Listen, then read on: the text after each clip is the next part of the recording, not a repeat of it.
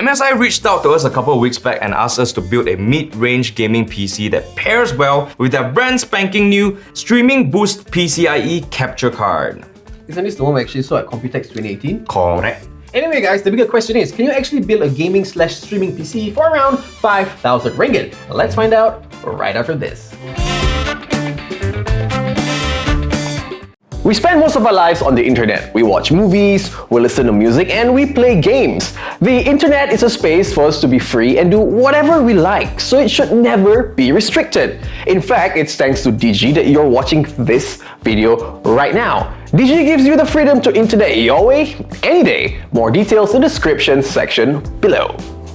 Just as a disclaimer, we won't be reviewing the Streaming Boost card because it's still not on the market yet. So if you want to find out more, please leave a comment down below. So AMD just released their B450 chipset that supports overclocking. So we thought it would be fun for us to build a 2nd gen Ryzen 5 PC build.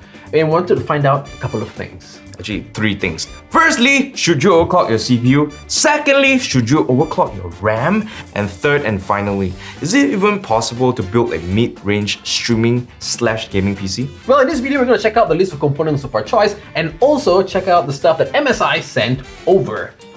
Oh, sorry, no, it's still rolling.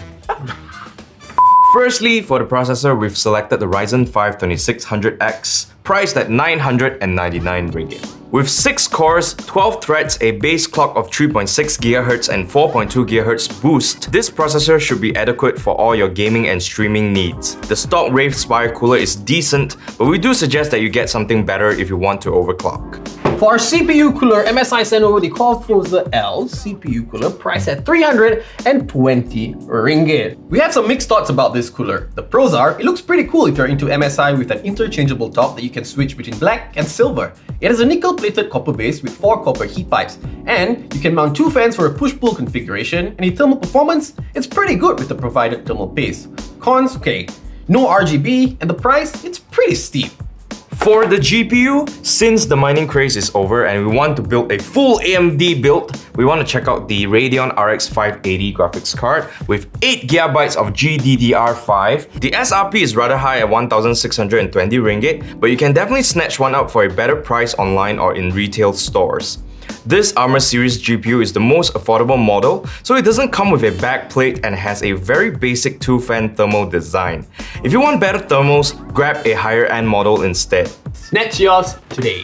For memory, we chose the T-Force Delta RGB 2x4GB DDR4 at 2400 MHz and 1.2 volts, retailed at 439 ringgit.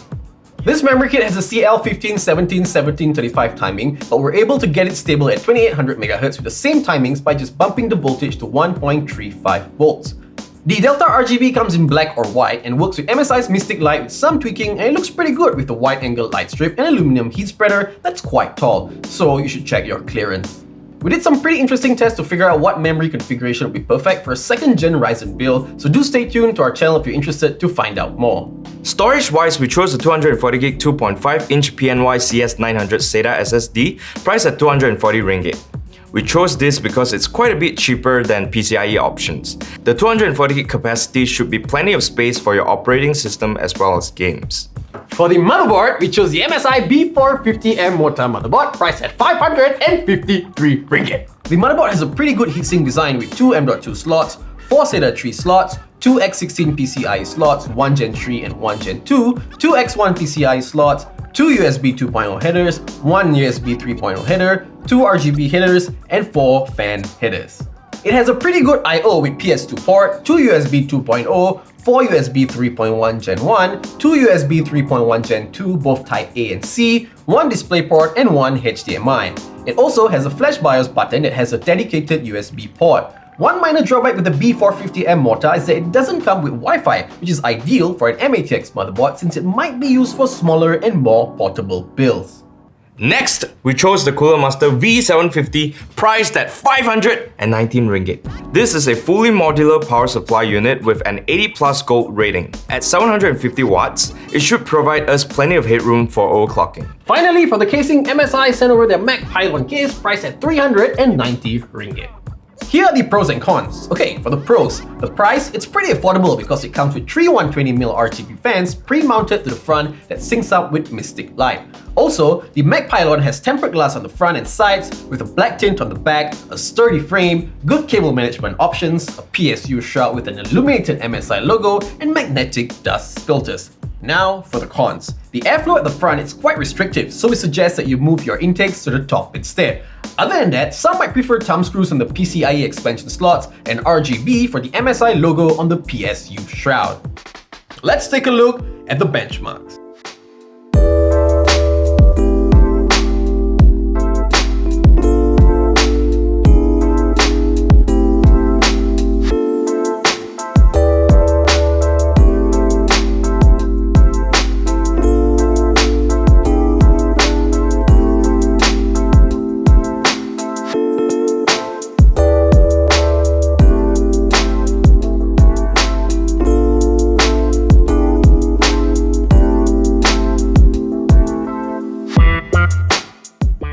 So now it's time for us to answer our three main questions that we asked earlier in this video. Number one, should you overclock your CPU? Yes and no. There are three parts to this. Firstly, if you want to get a constant 4.0 GHz overclock, you can achieve it at a relatively low voltage, about 1.325, 1.35, okay, depending on your sample, and you'll get quite a bit more performance out of your Ryzen 5 2600X CPU. Well, if you want to get it higher, up to the 4.2 GHz or maybe 4.3, 4.4 GHz, depending on your sample again, you'll need to bump up the voltage quite a bit, even if it boots, and the thermals will suffer, but the performance difference is quite small, so I wouldn't bother with that. Okay. Yeah, for everyday use, maybe you should leave it at the stock because it has a turbo boost up to 4.2 GHz. That's easy. Yeah, whenever it's necessary. Okay, the second question is, should you overclock your RAM? Yes, definitely yes. With our Team Delta RGB kit right here, that's rated at 2400 MHz, we can get it up to 2800 MHz pretty easily by just bumping up the voltage. If you populate all 4 DIMM slots, maybe you can't get that kind of speed. Maybe you need to do a little bit more tweaking with this kit. And you can get quite a bit more FPS out of most games except for Overwatch and Dota 2, right? Okay. Awesome. Okay, the final question is, can you build a mid-range streaming gaming PC with, of course, mid-range price? Yes, you can. This whole PC will cost you about 5,080 ringgit, but that's the SRP. Okay. If you check out e-tailers on Lazada, find the official ones, obviously, and also check out promos from retailers, you can probably get it at a cheaper price. But what if I want it much more cheaper? Okay, Super so cheap. if your budget is below 5,000, maybe about 4,000, you should consider firstly to stick to the stock cooler. Okay. It's pretty good. And secondly, maybe you should swap out your RX 580 to a RX 570. Oh, much cheaper. Great. Okay. Thirdly, dumb down your 750 watt power supply to maybe a 600 watt one. Fantastic. All right, guys, if you like this fun. video, give us a big thumbs up, and of course, hit subscribe if you have not, and drop us a comment down below if you want to know more about this PC. Links to purchase in the description section, and we'll see you in the next one. Stream the PC. Price at 519 ringgit. Cooler